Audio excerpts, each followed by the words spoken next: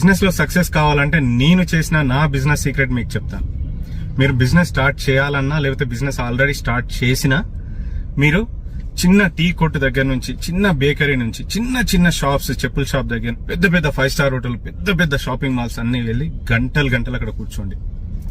మీరు పెట్టబోయే business model లాంటివి లేదా నాన్ రిలేటెడ్ బిజినెస్ ఏదైనా కూడా మనకి కస్టమర్స్ ఇంపార్టెంట్. అక్కడ కస్టమర్స్ ఎలా ఫీల్ అవుతున్నారు, అందులో వర్క్ చేసే వాళ్ళు కస్టమర్స్ తో ఎలా బిహేవ్ చేస్తున్నారు, మీరు ఆ ప్లేస్ లో ఉంటే, మీరు కస్టమర్ ప్లేస్ లో ఉంటే ఏం ఎక్స్పెక్ట్ చేస్తారు, మీరు ఓనర్ ప్లేస్ లో ఉంటే ఏం ఎక్స్పెక్ట్ చేస్తారు, మీరు మీ దగ్గర వర్క్ చేసే వాళ్ళు ఎలా ఉండాలి, మీరు ఒక వర్కర్ అయితే ఏం చేస్తారనే బుక్ లో రాసుకోండి.